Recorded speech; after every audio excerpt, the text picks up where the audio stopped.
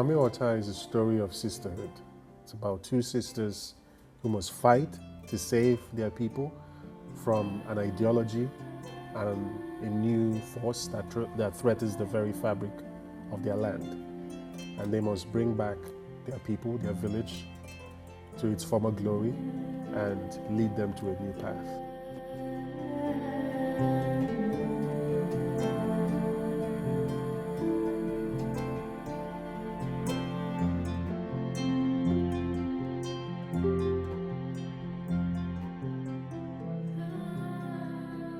I've always been fascinated with I guess what you would call the legend or the mythology of Mami Wata ever since I was a child.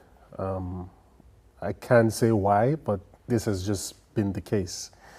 But what I realized growing up was that it's more than a mythology. You know, it's rooted in people's way of life. It's, you know, you could say it's a religion, but religion is even more a boxed way of looking at it. You know, it's rooted in the fabric of people's spirituality and, you know, their belief systems, you know, all across, starting in West Africa and then beyond West Africa, across to the, you know, to the Americas, to the Caribbean, to South America, and so on and so forth. So what particularly intrigued me about it was that I found that in Nigeria, people demonize, you know, this Mami Wata belief system, whereas it is not so much the case in other West African countries.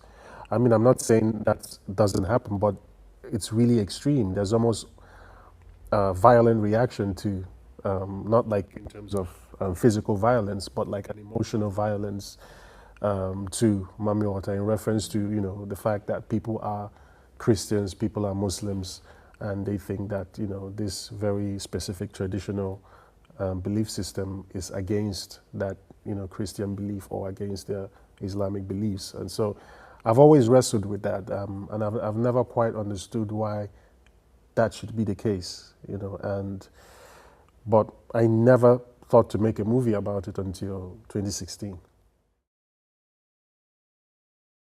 In 2016, I had just finished making my feature film, my second feature film, Old Town, and I was just stuck in this, I guess, you know, like, what am I going to do next? The movie didn't quite do as well as I thought because, you know, it felt like I was making my Fablemans way too early in my career. But it was a film I needed to make because it was about a particular time in the town that I was born and raised in, Owerri. It's a small town in the southeastern part of Nigeria.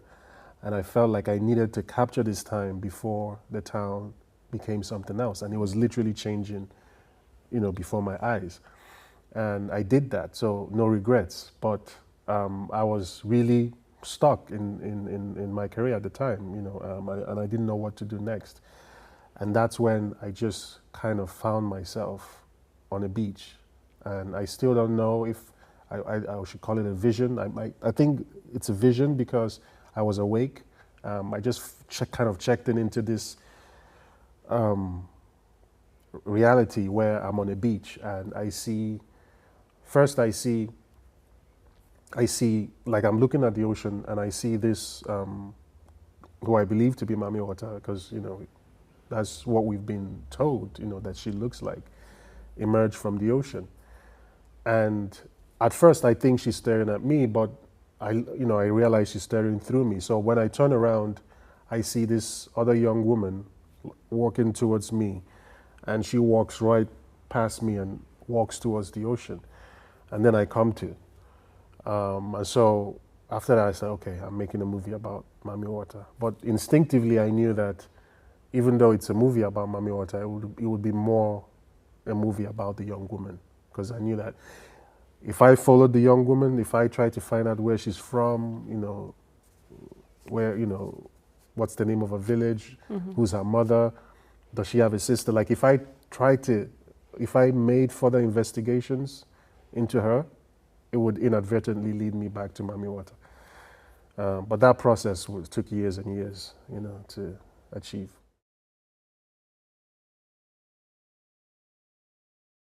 I immediately started I think the first draft in March 2016.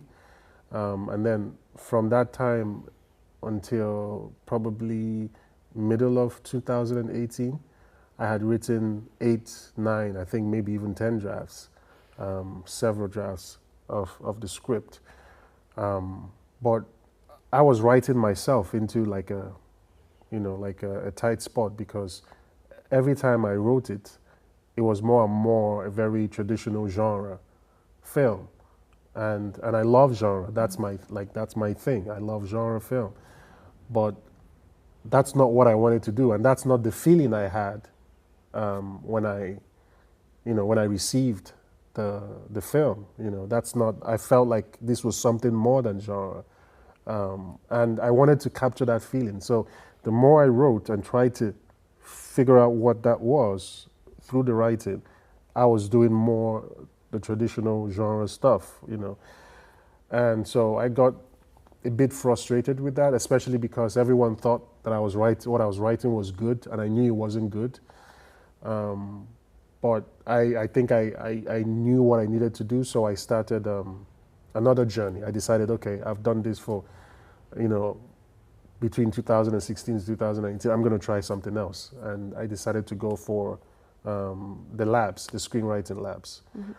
And so I applied for a lab in Burkina Faso called the Ouaga Film Lab. It's like one of the prestigious labs on the continent. And the first thing that happened to me when I went there was, as soon as I started talking about Mami Wata in the lab, a lot of the consultants, they are African consultants and things, and also like just the general public in attendance there, also from a lot of them from Burkina, Senegal, Ivory Coast. And I just realized that as I started to talk about the project, there was a warm reception, mm-hmm. Which was very new to me, because that wasn't my experience in Nigeria. Talking about the project, there was like almost like a rejection, like you're evil, you're this thing. But there was this just warm reception, and people were very emotional. People were like, this needs to be made. That was a lot of encouragement.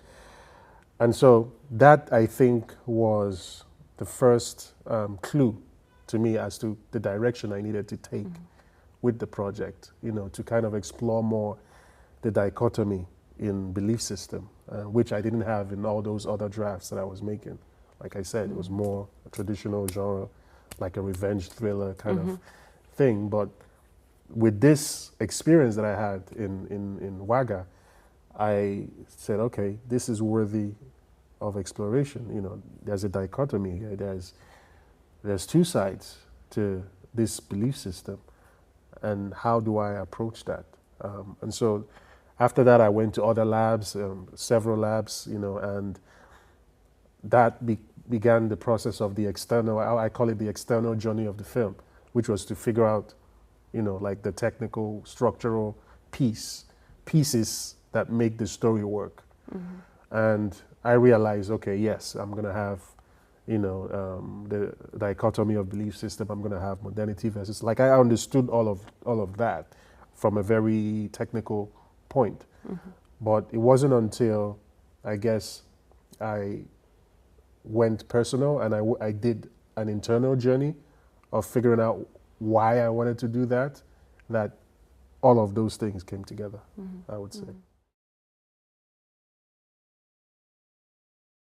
It was interesting to me that despite the fact that West Africa is so diverse, I mean, mm-hmm. in Nigeria alone, we have over 500 ethnic groups, and I'm not, I haven't mentioned Ghana, Senegal, Liberia, all these other countries. But despite all of that, despite this diversity, differences in language, differences in culture, everyone subscribes to the belief system of Mami Wata in West Africa, and everyone calls her Mami Wata. Like even when you go as far as the Cameroon, which is not technically West Africa, or the Congo, which is not technically there's Central Africa, but these are all like borderlines, right?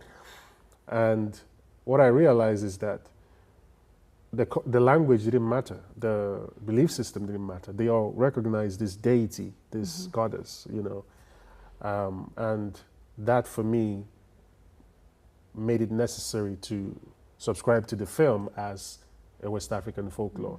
You know, obviously it transcends West Africa because, you know, again, like I said, you know, in Brazil, in Cuba, you know, in the Trinidad, all of these other countries, they also recognize and venerate Mami Wata. But I think the origins start with West Africa or in West Africa, and the story had to emerge from there.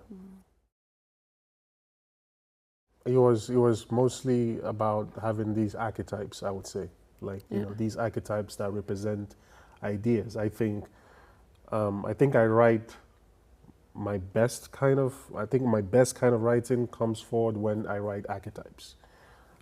Because then the character becomes more than a character, becomes an idea.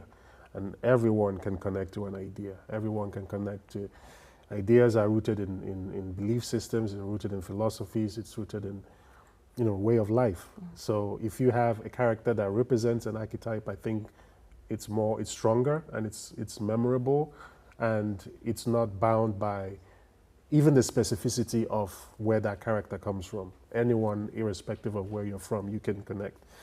And so that, when I realized that was what would make, you know, the characters stronger, I leaned into that. I mean, you have Mami Wata, who is essentially the archetype of tradition, you know, the archetype of, you know, the old ways, the ancient ways, the spiritual way, or, you know, however you would like to see it. Just stuck in, you know, this way, this has to be this way. And it's one end of the spectrum, it's the other extreme side of things, right? And even when it comes to progress also has its extreme side, right? And that's the archetype that Jabi represents, right? And once you understand that from that point of view, then you realize that this is the world we live in today, right? Everything is on one extreme, you know, end of the pole, right? And I was just more or less thinking, if these characters are the representations of our world, what is my proposition to the solution? What is my, you know, like, I don't think as a filmmaker you shouldn't have a proposition. Like, you know, I know there's a lot of cinema that is open-ended, like just let the people decide. But I don't subscribe to that. You know, like, I think you should, you know, make a proposition. It doesn't have to be a perfect proposition, but you should be, you know, courageous enough to at least offer some kind of an answer. And that's how Priska came on board. She wasn't always in the script. Like, even when I figured out all these structures and the archetypes, Priska was always the missing piece that I was looking for. And as soon as I realized that she was the missing piece, I also realized that she had to come from outside of E. Otherwise, it wouldn't make sense. Because why are you not like everyone else? What makes you special? So it's that different perspective that she brings in, even though she still has respect for tradition, for the culture, for spirituality. But there's a freshness to what she brings, you know, into that world. And I think that is the answer. You know, the answer of looking at things from an outside perspective, and not just looking at it because you belong to the left or you belong to the right, pun intended. You know, so yeah, that's how that played out.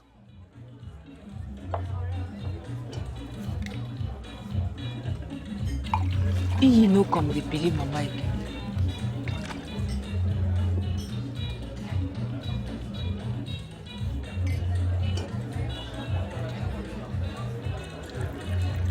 Wetin you want, Priska?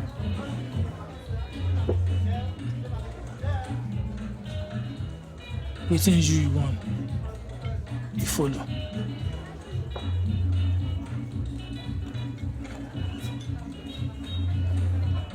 When I been come for evening, I don't get anything.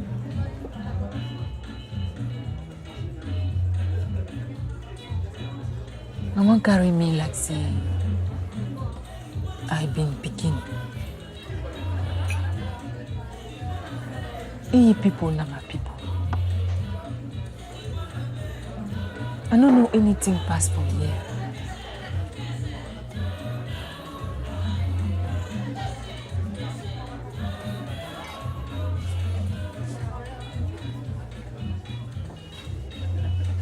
I want make my people be happy. Not only na my mom. I've always had an issue with that have to. Why do you have to? You know, and it feels you're almost ostracized if you don't take a side. You're almost like labeled as, you know, weak if you don't take a side. But I think it takes courage to do that. You know, it takes courage to, I think it's easy to take a side. Because that's what everyone is doing. Everyone just, you know, oh, I like this guy, so I'm going to be with this guy. I like this guy. I think it's courageous to take a bold step and say, no, I want us to come together and I want us to figure out this thing and, you know, look at our differences, acknowledge our differences, but find common ground. I think that's the hardest step to make. But that's the step that needs to be made, in my opinion, and that's, you know, what Priska represents.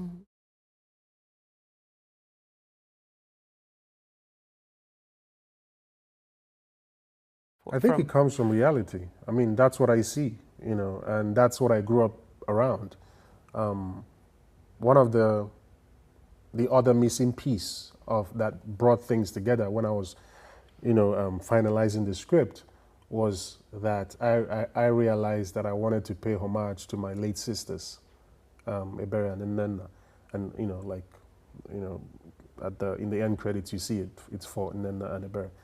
But that's what I wanted when I was writing Zinwe and Priska.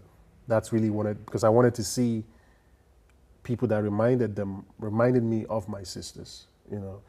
But beyond that, you know, like you said, Nigerian women, you know, nothing to joke with, and even across West Africa, this is the case, you know. And I haven't seen that. That's the thing. Like I haven't seen what is the real. It's not even a representation, it's just what it is. Like it's, you know what I mean? Like when you say it's a representation, it's like you're drawing attention to what is a norm. You know, like you're making it more than what it really is that way.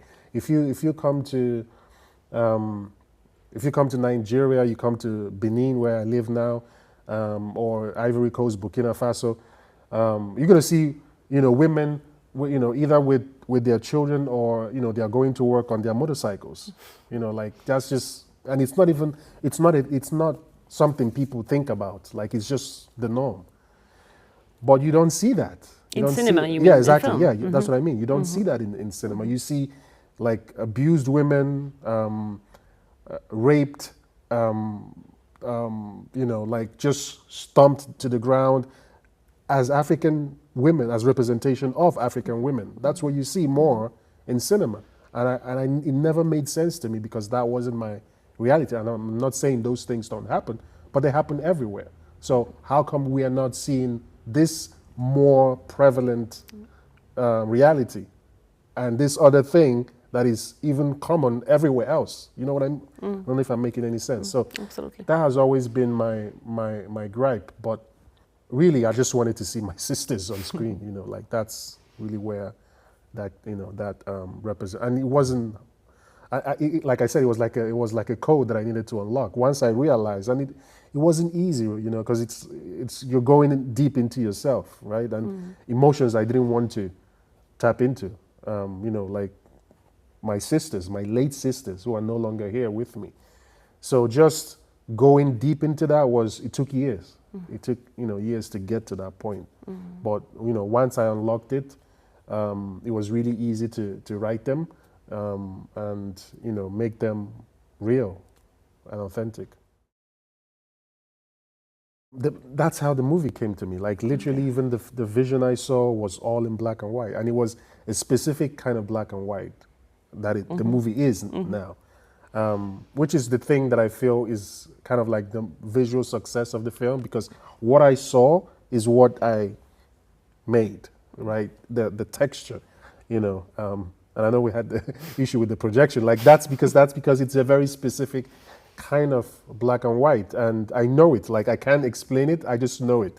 And I was fortunate to have to meet Lillis, my DOP, who we gelled immediately about the particular look, about the texture of it, and a way of bringing a new gaze and creating new codes of how to see dark-skinned people, or even how to place dark-skinned people in cinema. So those were the kinds of conversations we had, prior to going into the shoot. I think I already had training as far as black and white goes. I grew up watching all the films as a kid in black and white. So even the colored films, I saw them in black and white. And I remember the very first, I remember the very first film I saw, and it was The Evil Dead by Sam Raimi. And obviously it's a colored film, but I saw it on the black and white TV. And even though I've seen the movie so many times since then, through the years, I still remember the film. Like now that as I speak to you, I'm remembering scenes from the film in black and white because it was ingrained in my memory as that. So I think I've always had like a special, I guess, place in my subconscious or even in my conscious for black and white. So yeah, which was important or became useful for making a film like Mami Wata that was, in a way, going back to my childhood. It's very much a silent era technique, but I tweaked it because it's a folk tale at the end of the like I'm telling it's a story. So think of it like everything we know about Mami Wata, and not just Mami Wata, but all our folk tales, all our folk stories, they are oral traditions. They are passed from mother to grandmother to mother to that they are all oral traditions. We hardly write them down, right? And so I felt like if you take something oral and write it down, you are introducing it into a new kind of life, right?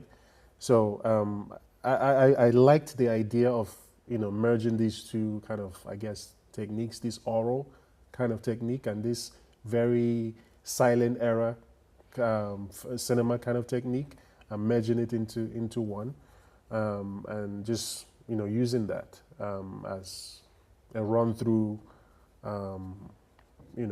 technique for the narrative. It just felt right. It just felt right to me. I don't know. I don't know how else to anything other than that. Like just taking the idea of this oral tradition, something that is spoken, because our oral stories, they are very vivid. They have a life in itself. Like when our grandmothers used to tell us stories under the moonlight, they would speak. All the lines they would be animated. It was very cinematic. But I think taking that idea and something as old as the silent era times and something as old as our folk stories and merging it into one, I think that was, for me, just made sense. And cinema is actually the third level of, keeping the stories up, because Exactly. you also make a film about the tradition. So Yeah. with the film that you made, you're actually keeping up the Yeah, tradition of it's like storytelling. it's a symbol within a symbol within a symbol. Yeah, that's really Okay. It's layers. It's layers upon layers. Yeah.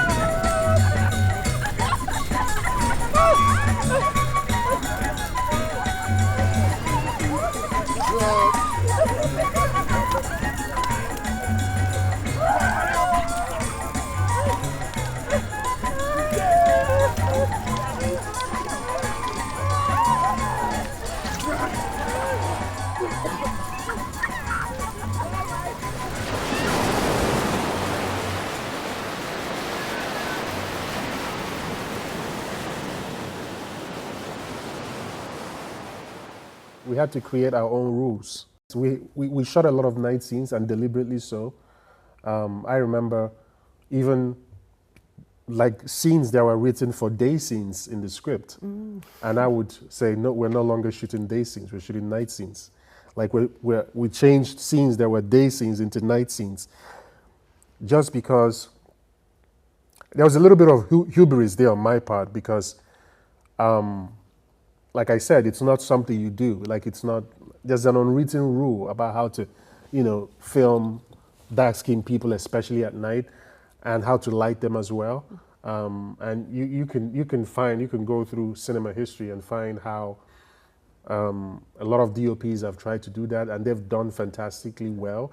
But they've done that with colored films, like films in color, where they would either use like some kind of a red hue or a blue hue or some kind of purple hue, to highlight the skin against the dark, environment or whatever. And it looks amazing, it works. But I think what it does is very different from what I wanted to do with Mami Wata. There's a lot of attention that is drawn to like a very colored, because the dark skin absorbs color, and then it becomes something else. I didn't want it to become something else. I wanted it to be the dark skin that it is. And so black and white was the perfect language for that. But also, how do you film that, especially against the night? Because if you do that at night, then it's like you're like making it 10 times harder for yourself. But I was like, if we could pull this off at night, then it draws attention to the fact that it can be done. So rather than have a couple of scenes at night where you could say, oh, nice, a couple of nice night scenes, I had like almost the entire, like 3/4 of the film at night, just to say that it's not a fluke, like we really meant to do it. We really meant to do it, and yeah, it's a lot of elements. It's the lighting, it's the makeup for sure, it's the costume. All of those elements have to sort of come together to be able to achieve that. Which is kind of like why I had to be the production designer of the film as well.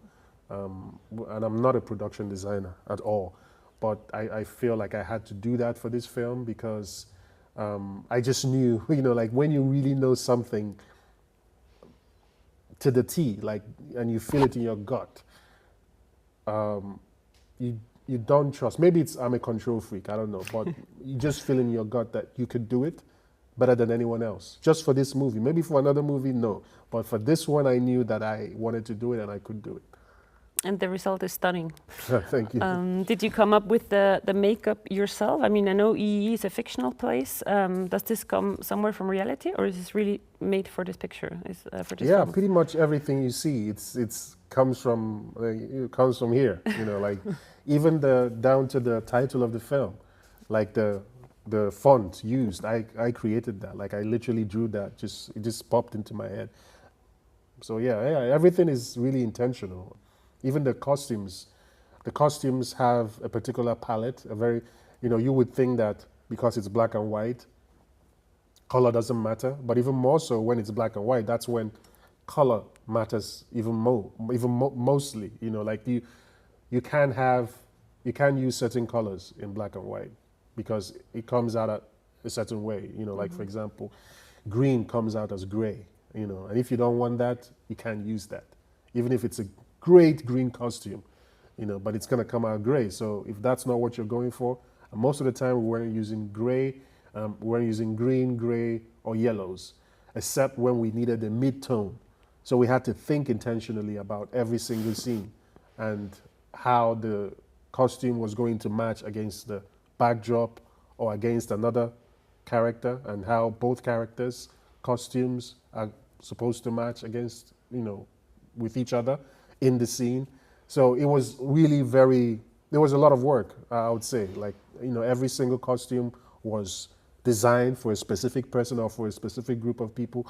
Even when you see like the villagers gathered together, it was all very specific for them. So yeah, it was a lot of work, but it needed to be done because it's part of the storytelling and the world building as well.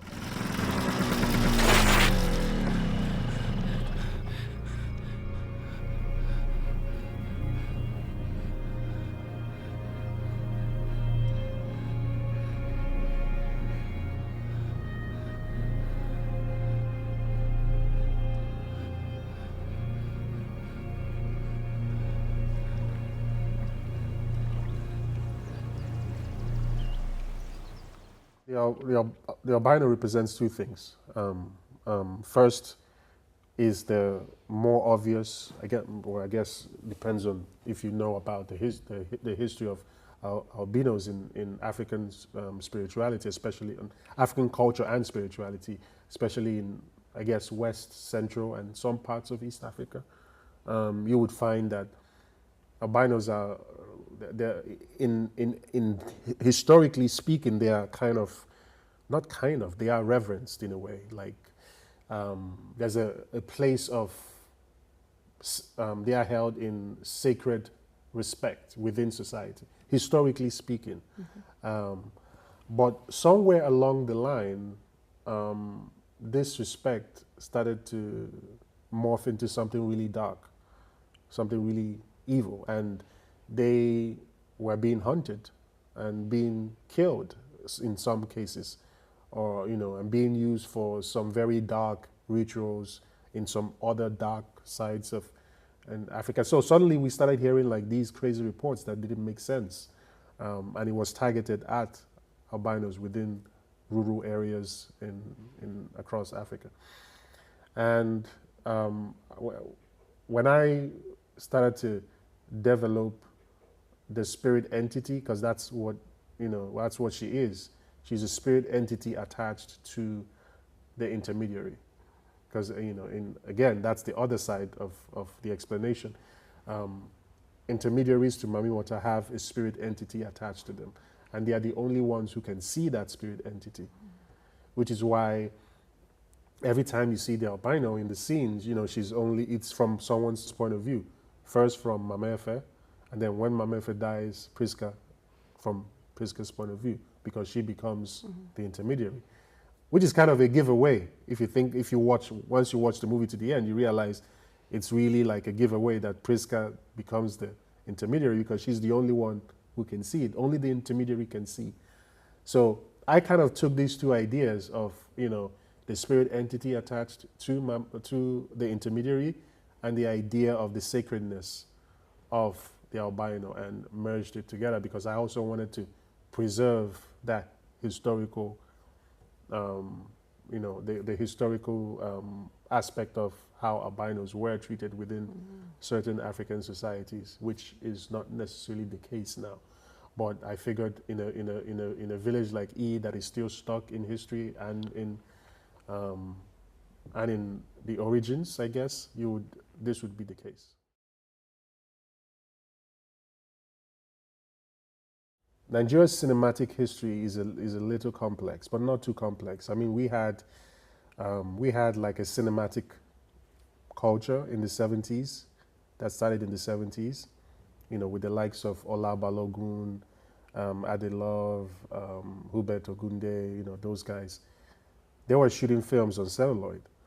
But outside of Ola Balogun, the others were like, they were theater practitioners, right?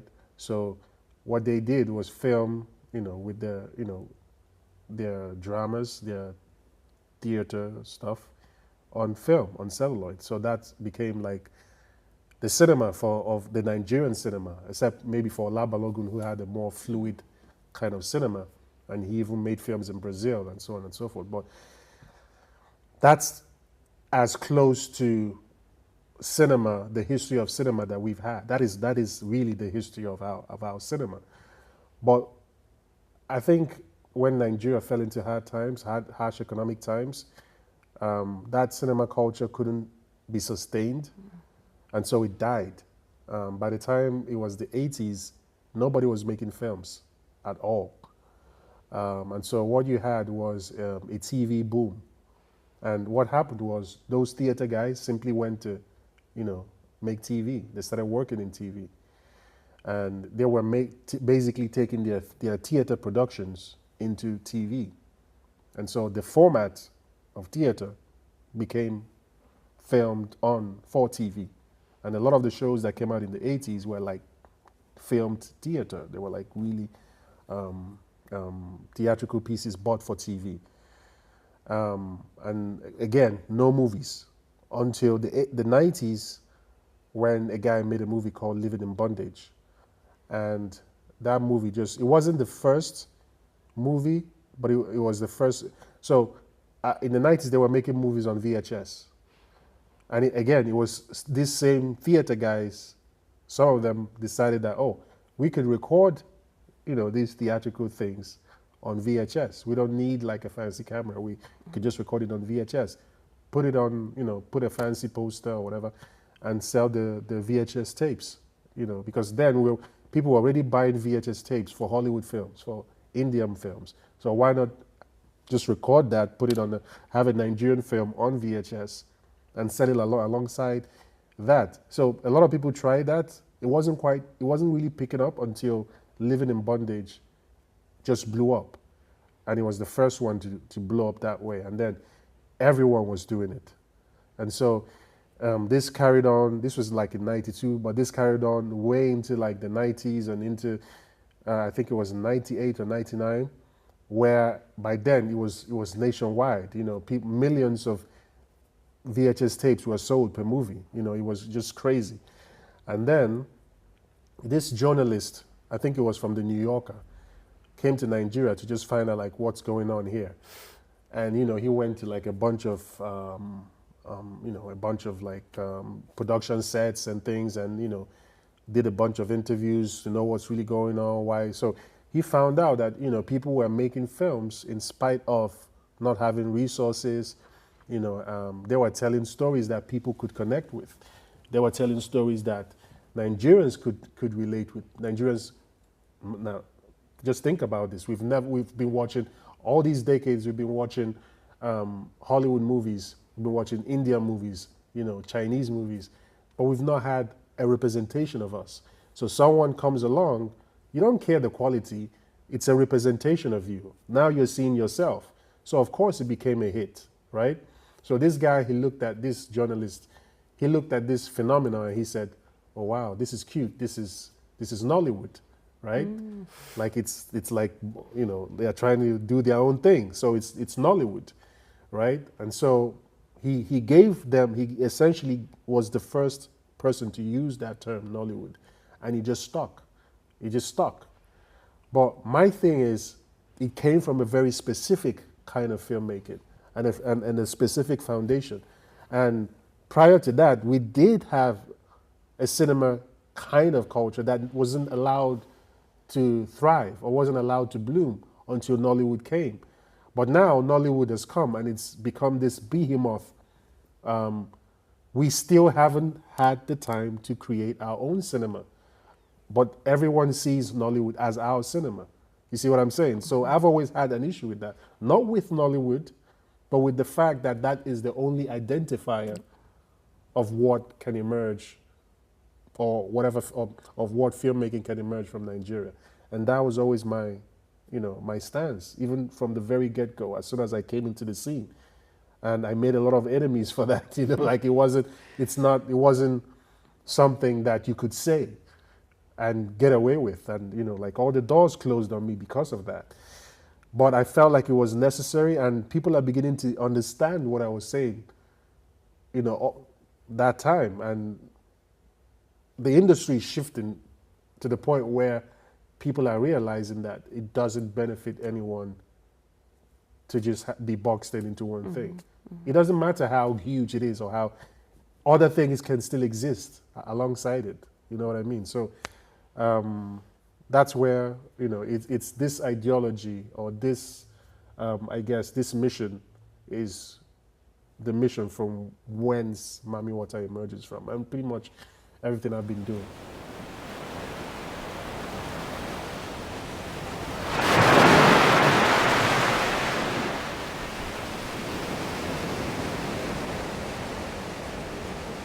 Some dey talk say na Mami Wata give Mama Efezinwe. Some too say Mama born Zinwe when she don dey pass to born. E come be say nobody sabi who Zinwe Papa be. You know as this kind thing dey be. People dey like story wey dem make them believe.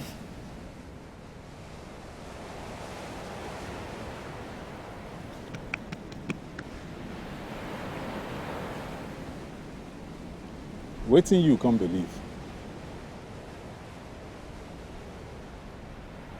I feel say Mama no wan make people dey talk. E fit be say Zinwe Papa get wife. No go text say na me tell you that one. Okay.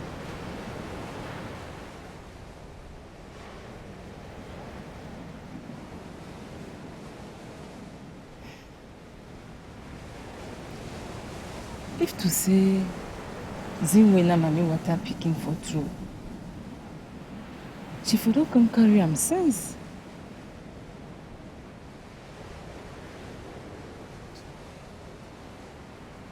I'm surprised say you no believe wetin your mama believe.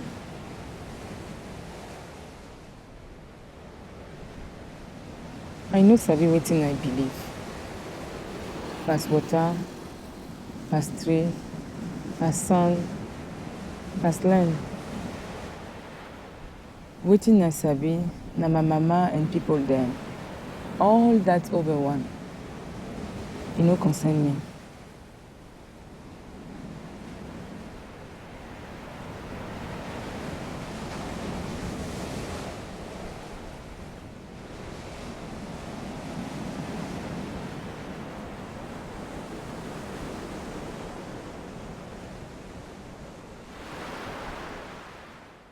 That's the thing, isn't it? Like you don't know what to expect because we've not had anything like it in the country, like ever. So you can't make any comparison as to what it's going to be like. And also the thing is, the way the country is structured, a particular, you know, the Nollywood, the traditional Nollywood films are the ones that are shoved into people's faces, you know, all the time. So the audience barely even has, you know, a say in it, you know. So we don't really know their palette. We haven't, because we haven't pushed it. You see what I'm saying? Like they've just been. It's like, you know, like a restaurant that serves only one dish, but everyone loves that dish, so everyone comes there. But how do you know they won't like something else until you know, you add something else to the menu? You will never know. So you're always going to judge it based on that one dish because everybody comes there for that dish, right? So that's kind of like the scenario in Nigeria. We don't know, you know, and it's not enough to maybe make one different thing and then it doesn't do well. And then you say, oh, see, I told you. But you didn't push it the same way. You didn't give it the same chances that you give the other thing. So until this thing and this thing are operating on the same structural level, you can't really rule one over the other out. It reminds me a lot of one of your countrywomen, a famous writer, which I really loved, Chimamanda Adichie. She came up with the story, The Danger of a Single Story, she called it, right? With this very famous TED Talk, and which went around the world, where she claims that, you know, she's been growing up reading British books, British literature, and she's been very much, you know, defined by this. And then at some point she suddenly realized that there's actually local stories and that she's being represented. Yes. So I guess we can, you know, take this story, which is about literature and about books, actually, her experience, to film as well. Absolutely, I agree. I mean, like, even you can go as far back as Chinua Achebe. who is like one of the greatest African authors of all time and my personal favorite. And you know, one of his greatest books is called Things Fall Apart. And you can draw a parallel from Things Fall Apart with the story of Mami Wata. It's about a man who's struggling with change. You know, like he doesn't want things to change. He's stuck in the past, kind of like Mamefe. He's stuck in the past, and he ends up paying for it with his life, just like Mamefe. The only difference between Okonkwo, that's the character in the book, and Mamefe is Mamefe has an epiphany before she dies. She has a revelation. So she's willing to pass the baton over to Priska. Not the case with Okonkwo. He struggles to the very end, you know, to stay in the past. And that never helps anyone.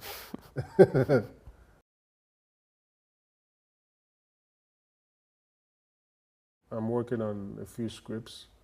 I have tons of things in my slate. So I'm taking them one step after the other, and I'm super fortunate. The muses are smiling on me right now, so I'm just like kind of just getting the ideas out, like the thoughts I'm seeing so many crazy things. So I just want to bring them out. I'm really excited about a script I'm working on called La Pyramide.